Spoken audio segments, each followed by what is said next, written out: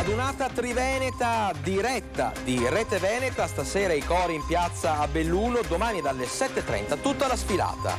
Caso Bramezza, l'avvocato Paniz punta il dito contro l'uso improprio delle intercettazioni. Non c'è pace per San Lazzaro, in via Due Ponti pronti a dare battaglia contro l'autolavaggio. Gravissimo al San Bassiano un ciclista di 79 anni travolto da un'auto su strada campesana. Intitolata Una via a Luca Attanasio, ambasciatore in Congo, ucciso in un attentato. Dopo anni di attesa, al via i lavori per la nuova rotatoria Tre Ponti a Bassano. Trasferito in carcere Massimo Zen, condannato per aver sparato e ucciso un bandito in fuga. È iniziato il Win-Win, il più grande torneo sportivo interaziendale al mondo. Buonasera, ben ritrovati all'appuntamento con l'informazione di TG Bassano. Lo avete visto dai nostri titoli in apertura, questo è il weekend delle penne nere e il weekend della Adunata Triveneta a Belluno, e proprio da Belluno in collegamento con noi c'è Ferdinando Garavello, a cui cediamo la linea.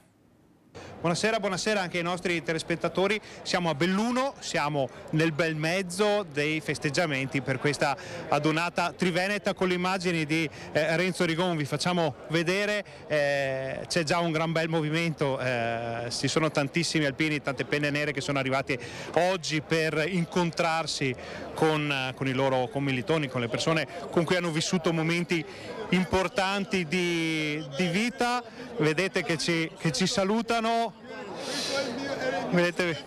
Presidente maggiore della Colonna 1969, sono musico. Ecco, allora andiamo a sentire al volo. Allora, signori, un'emozione grande essere qui, rivedersi qui a Belluno. Io sono di Belluno, ho fatto la nel 1969, questo era il mio sergente maggiore. Allora. Ecco. E siamo qui perché è una bella città che ospita gli alpini, no? È una bella festa e speriamo di continuare. Allora, avete sentito, è tutto un abbracciarsi, è tutto un salutarsi, è tutto un rincontrarsi dopo tanti anni. Dopo facciamo anche le altre interviste perché dobbiamo ridare la linea a Bassano. E questa sera saremo in diretta dalle 21 per raccontarvi voci, colori, musica, suoni di questa bellissima adunata triveneta. Domani mattina dalle 7:30 per raccontare l'ammassamento, lo sfilamento, tutte le fasi di questo importantissimo appuntamento. Vi cediamo la linea. Noi adesso voltiamo pagina. Dopo le motivazioni rese note dalla Cassazione sul caso Bramezza, l'avvocato Paniz punta il dito contro l'uso improprio delle intercettazioni pubblicate. Le motivazioni della Cassazione sul caso Bramezza sono state rese note nella loro chiarezza e quello che emerge sulla vicenda è inequivocabile. Non c'è stata nessuna minaccia, non c'è stata nessuna diffamazione e non c'è stata nessuna campagna denigratoria. 3 punti fermi con cui la Cassazione ha bocciato il ricorso della Procura di Vicenza sull'interdizione nei confronti dell'ingegner Giovanni Iannakopoulos per la vicenda legata alla gestione dell'ULSS 7 Pedemontana da parte del direttore Carlo Bramezza. I giornalisti di Rete Veneta e Antenna 3 hanno fatto cronaca e, come si legge nelle motivazioni della Cassazione, critica giornalistica, esercitando senza trasmodare nella denigrazione della persona del pubblico funzionario. Sulla vicenda stride l'uso e la pubblicazione anticipata delle intercettazioni, un tema di stretta attualità con il governo pronto a varare la riforma della giustizia proprio per evitare l'utilizzo improprio delle intercettazioni, come avvenuto nel caso Bramezza. Hanno fatto sì che il nome di persone assolutamente estranee alla vicenda e sostanzialmente ineccepibili dal punto di vista del loro comportamento venisse affiancato a profili di analisi di illiceità, eccetera.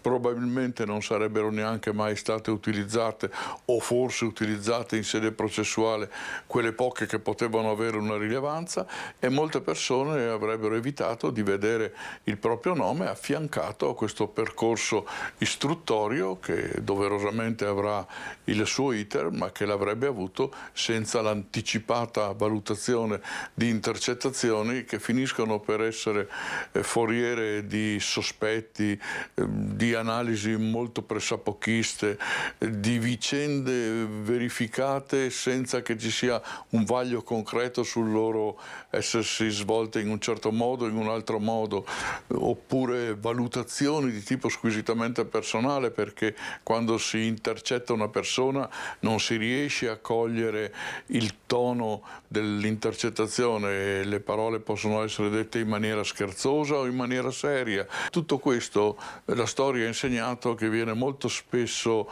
svilito di significato nelle pubblicazioni anticipate. Sulla vicenda in questione, il giudizio dell'avvocato Paniz sulla pubblicazione anticipata delle intercettazioni è lapidario. Che si sia abusato delle stesse per alimentare quella pruriginosa attenzione verso aspetti che rispetto ai processi non c'entrano niente è un dato assolutamente storico e inequivoco.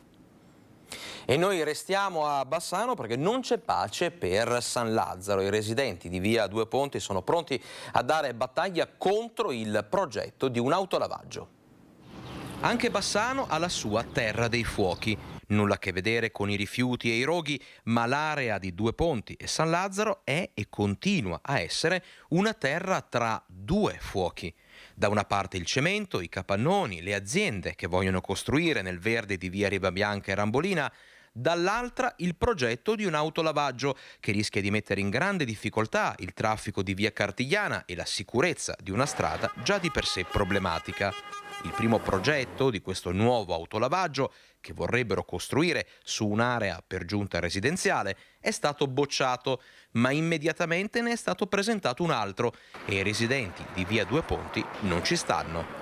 Noi ci siamo rivolti a un legale perché siamo molto preoccupati, perché qui siamo in una zona residenziale e il terreno dove dovrebbe sorgere l'autolavaggio è destinato a uso residenziale. Volevo chiarire questo, nel senso noi qui ci abitiamo, qui ci dormiamo, ci vivono dei bambini, ci giocano per strada a pallone, cioè noi qui viviamo. Un autolavaggio in questa zona sarebbe veramente per noi, già c'è una strada che è un grosso problema, è pericolosa, rumorosa, un autolavaggio che creerebbe rumori e un intasamento del traffico che per noi sarebbe veramente impossibile. Problematiche e dubbi riguardano anche la distanza dell'autolavaggio dalle abitazioni.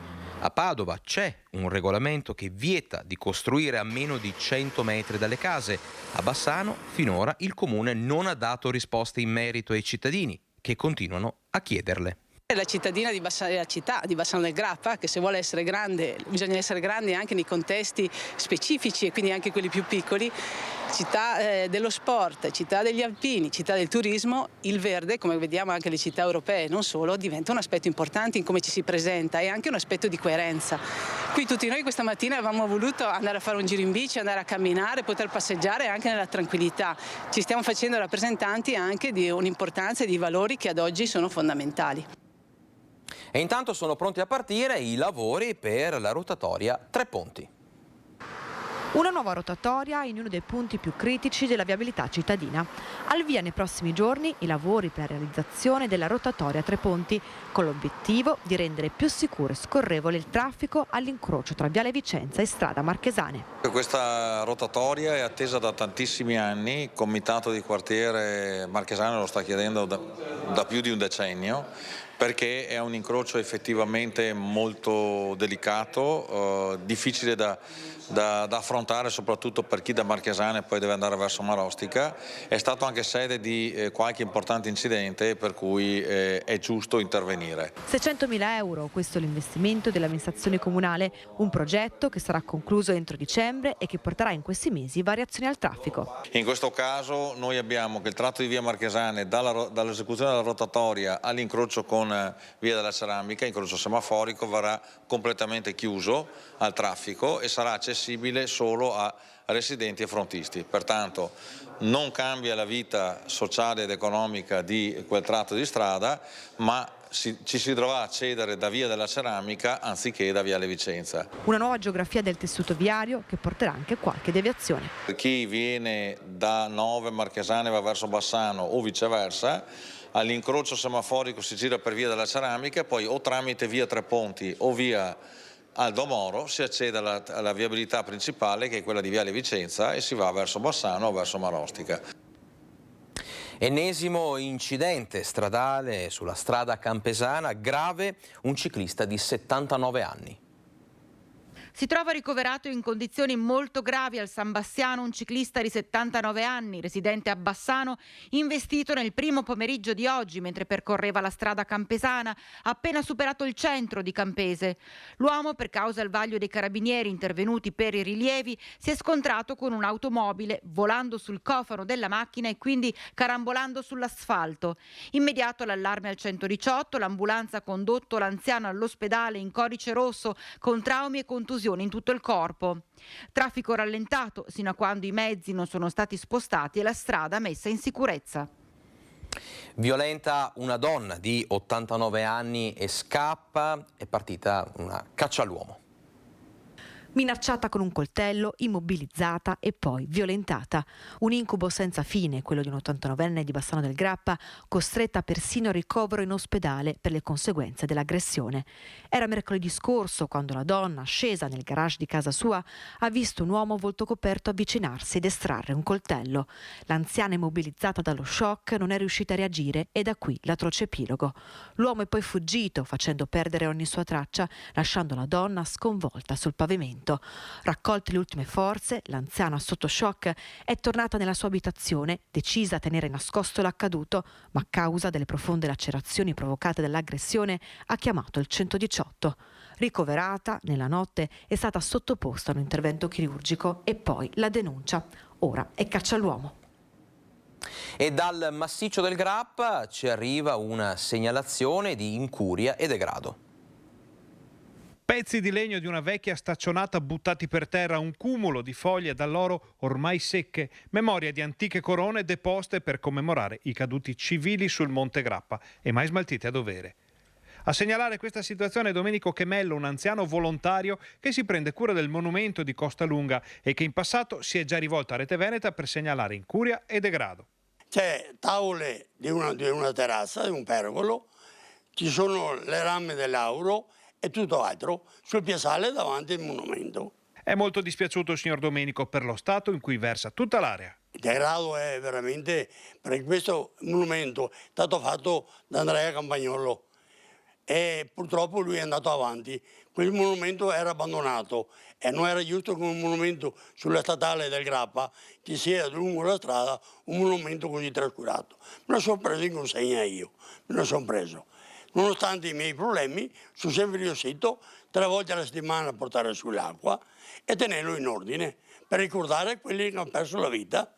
Un monumento che non può essere dimenticato o trascurato e che ha una storia molto particolare. Questo è il monumento che ricorda la prima e la seconda guerra mondiale e ricorda tutti i morti del volo libero e tutti quelli sulla strada del Grappa. È un monumento a 3 colonne mosse, vuol dire che sono state troncate alla vita quando erano ancora giovani. Vediamo il cartello con i nostri recapiti, contatti dove potete segnalarci episodi di degrado. Noi chiaramente li porteremo all'attenzione di chi di competenza e di chi di dovere.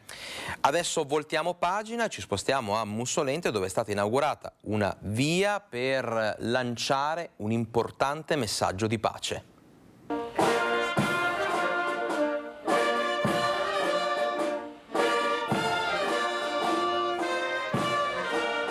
Con l'alzabandiera e l'inno nazionale si è aperta a Mussolente la celebrazione ufficiale per l'intitolazione della nuova via Luca Attanasio, ambasciatore costruttore di pace.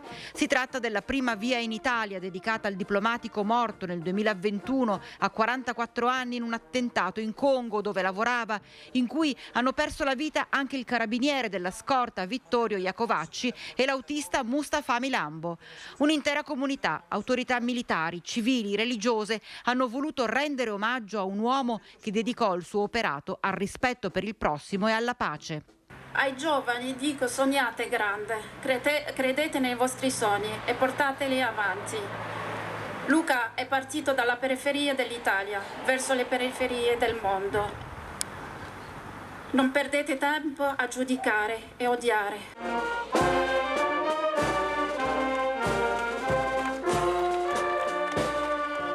Toccanti le parole della moglie di Luca Attanasio, Zakia Seddichi, presente assieme alle 3 figliolette, che lancia un messaggio di forza e speranza soprattutto ai più giovani. I nostri figli hanno bisogno di esempi di vita. E Luca è un esempio di vita, per quello che io avevo deciso di continuare l'impegno in Congo, perché non sono stati i congolesi a toglierci Luca Vittorio Mustafa. È un impegno, quando diamo la speranza non possiamo toglierla perché altri hanno sbagliato. Mussolente vuole essere l'esempio per tanti altri comuni, ha dichiarato il sindaco Montagnier, che tanto si è battuto per l'intitolazione della nuova via Attanasio, ottenendo in tempi record il placet dal prefetto. Luca Attanasio sta portando avanti quelli che sono i valori di pace, di solidarietà, di dignità alla persona. Quindi noi politici dobbiamo solo prendere l'esempio e portarlo avanti. Parte dalle piccole comunità, anche dalla piccola comunità di Mussolente e Casoni, questa voglia di rispetto, questa voglia di pace. Spazio allo sport, parliamo proprio di un binomio particolare, quello tra Irigem, l'ente di formazione professionale, e lo sport, un binomio che ha regalato grandi soddisfazioni. Lo sport unisce, lo sport aiuta, lo sport fa crescere e insegna. 4 buoni motivi per credere nello sport, proprio come fa Irigem, l'ente di formazione professionale che chiude l'anno scolastico mettendo in bacheca premi, riconoscimenti e una festa che ha coinvolto gli allievi della sede di Bassano e Rosà. Tanti i momenti da ricordare, come cartoline di un anno in cui lo sport targato Irigem ha regalato emozioni, sorrisi e sano agonismo, come la full immersion nei profumi e nei suoni di una natura quasi incontaminata lungo le rive del Brenta, oppure come i risultati ottenuti nelle giornate dello sport, durante le quali ragazze e ragazzi hanno saputo confrontarsi tanto sui valori dello sport quanto sulla fatica. E poi il torneo di calcio allo stadio di Rosà, con la terza A che ha alzato prima al cielo dello stadio Zen e poi in aula magna la coppa vinta. Medaglie al collo, pacche sulle spalle e complessivamente tante grandi speranze. E a proposito di sport, è iniziato il Win-Win, il più grande torneo interaziendale al mondo. Nona edizione del Win-Win, 62 squadre, oltre 130 partite, 21 aziende partecipanti, 14 serate e pensate 707 atleti. Questo è lo spettacolo di Rosà, questo è lo spettacolo del Win-Win edizione 2023. Un'edizione che ha fatto segnare record di aziende partecipanti, ma anche di volontari. Siamo arrivati quasi a 100 perché si sono aggiunti altri volontari, quindi l'unione fa la forza veramente in questo caso, perché ovviamente tutte queste persone hanno appena finito di lavorare, durante la settimana il giorno dopo devono lavorare, quindi più sono, più si aiutano e fanno meno fatica, quindi questo è assolutamente positivo. Novità di quest'anno, il campo in erba sintetica. Possiamo dire che adesso siamo gli unici ad avere una struttura così qui attorno, Alex. È un sintetico nuovo, ultima generazione, terminato questa mattina praticamente, però ci siamo arrivati e, come osiamo dire in questi giorni, che siamo. Tante aziende hanno aderito anche quest'anno e con loro i dipendenti che si sfidano in tante discipline sportive. Rosà è al centro anche di questa grande manifestazione che si è consolidata negli anni e tutto questo ci rende molto orgogliosi. Credo che Rosà è sport, perché è città europea dello sport, ma città è soprattutto un luogo di incontro questa sera per tutte le aziende, che è una cosa principale a livello economico, a livello sociale, a livello soprattutto che riguarda l'amicizia. Lo spettacolo è appena iniziato e già le emozioni e i momenti di festa sono tanti. In attesa di alzare al cielo di Rosà le varie coppe, hanno già vinto il divertimento e la voglia di fare del bene. Adesso vediamo alcune brevi notizie dal territorio.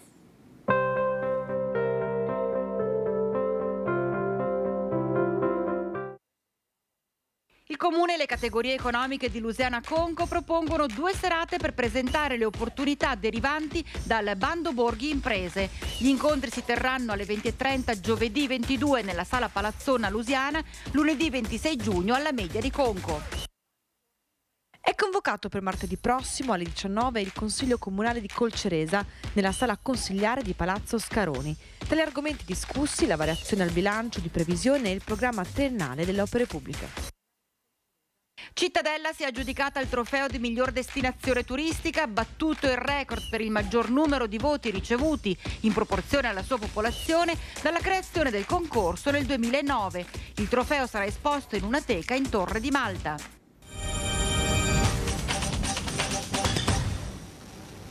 Ed è stato trasferito in carcere Massimo Zen, l'ex guardia giurata di Cittadella. Tanti messaggi di sostegno sono arrivati in queste ore a Massimo Zen, l'ex guardia giurata di Cittadella, condannato a 9 anni e 6 mesi per omicidio volontario per aver sparato ad un nomade che con 2 complici stava fuggendo dopo aver razziato alcuni bancomat del Trevigiano. Dopo 15 giorni esatti dalla sentenza della Corte di Cassazione, infatti, è arrivata la disposizione dell'autorità e i carabinieri si sono così presentati nella sua abitazione per condurlo in carcere. L'uomo attendeva da giorni questo momento insieme alla famiglia, è stato accompagnato in caserma per la fotosegnalazione e le altre procedure burocratiche, quindi trasferito nel carcere 2 Palazzi di Padova, dove inizierà a scontare la pena. Solo dopo aver scontato 1/3 della condanna, quindi circa 3 anni, potrà chiedere la semilibertà. L'altra strada percorribile, ma non semplice e comunque che richiede una forte motivazione, è quella della grazia da richiedere al capo dello Stato. L'avvocato ha fatto sapere che valuterà la possibilità di chiederla. Sulla vicenda di Zen c'era stata anche una notevole mobilitazione della politica, ma lui stesso aveva poi constatato nei giorni scorsi che nell'ultimo periodo non c'erano più state iniziative in suo sostegno. È tutto per questa edizione di TG Bassano. Prima di salutarci però vi ricordo l'appuntamento imperdibile questa sera a partire dalle 21 in diretta sulla nostra rete, la Dunata Triveneta degli Alpini da Belluno con dirette e racconti e non solo, insomma tutte le emozioni che i nostri giornalisti sul posto sapranno raccontare. È davvero tutto, adesso vi auguro una buona serata e vi lascio al meteo.